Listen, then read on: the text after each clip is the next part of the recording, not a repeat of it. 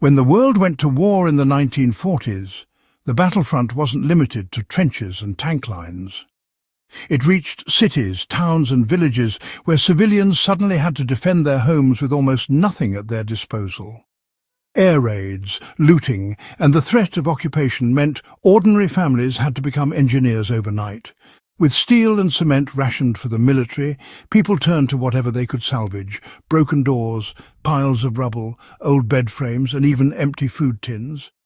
Out of necessity, they created cheap but effective fortifications that kept their families safe. The ingenuity of these makeshift defences is worth remembering today. Not only do they reveal the resilience of wartime households, but they also carry lessons for anyone interested in survival, preparedness, or simply learning how ordinary people adapted under impossible conditions. Let's explore 5 of the most effective methods civilians used to harden their homes using scrap materials. Reinforcing windows with salvaged iron and wood became essential. Glass windows were one of the weakest points in any home during air raids or street fighting. Shattered glass turned into a storm of deadly fragments, and unprotected openings invited intruders. To solve this, civilians scavenged scrap iron and timber to build grills and shutters. Bed frames, broken bicycle wheels, and lengths of rebar were cut or bent into bars across windows, while salvaged doors and planks were bolted into place as shutters. In London, homeowners were advised to cross their windows with tape to hold fragments, but many went further, fixing scrap panels directly across openings. This method is still practical. Anyone hardening a shed, cabin, or even a vulnerable ground floor window could repurpose old shelving, iron fencing, or leftover lumber. By fastening scrap metal and wood over the frame, the window becomes less of a hazard during storms or impacts. WWII households demonstrated that with basic tools like a hammer and nails, even fragile glass could be turned into a fortified barrier. Using sandbags and soil created protective barriers at low cost. Nothing absorbed shock better than earth itself. During the Blitz, families stacked sandbags along walls, especially near basements, to reduce the force of blasts and flying shrapnel. Where sand was scarce, people filled sacks with garden soil, rubble dust, or even coal ash. These bags were cheap, reusable, and easy to arrange. In some rural areas, homeowners simply dug shallow trenches around buildings and piled the soil against outer walls, forming earthen banks that acted as shields. The same principle works today. If someone wanted to reinforce a wall or create a temporary barricade, filling old feed sacks or durable bags with dirt, gravel or compost would provide a dense and shock-absorbing layer.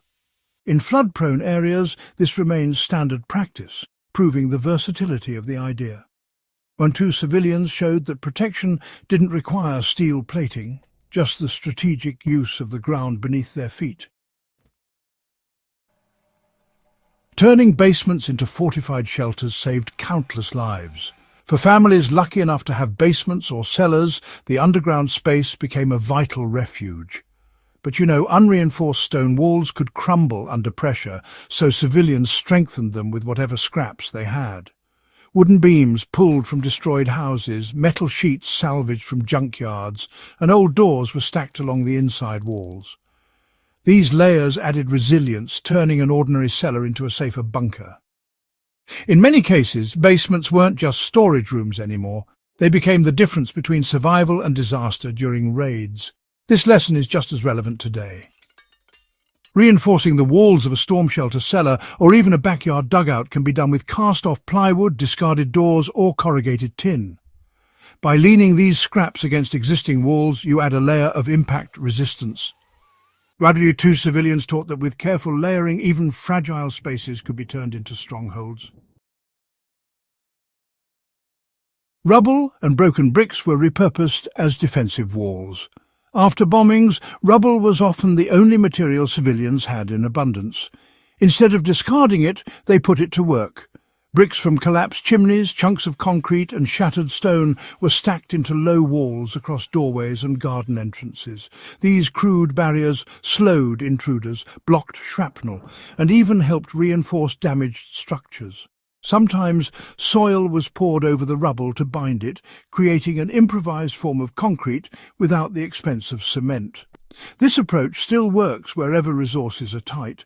A pile of discarded bricks or broken concrete slabs can be arranged into barriers around sheds, gardens or doorways. It is not polished or elegant, but the principle of weight and density makes it reliable. WWII, two families proved that destruction itself could be recycled into protection. Scrap metal and tin cans became armour for doors and shutters. Wooden doors were another weak point that needed reinforcement. To strengthen them, civilians nailed flattened food tins, corrugated sheets, or salvaged car panels across the surface.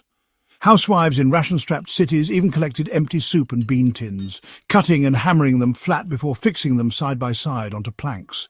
This layering added surprising toughness, making doors less likely to splinter under force. Today, the same method can be applied using leftover roofing sheets, license plates or appliance panels. By securing them over wood with screws or nails, a simple door becomes far more resistant to damage. WWII civilians didn't waste anything, proving that even discarded packaging could be transformed into armour. The civilian fortifications of WWII are powerful reminders of how resilience is built from resourcefulness. Families didn't wait for official supplies or perfect materials. They turned scraps into shields, rubble into walls, and basements into bunkers.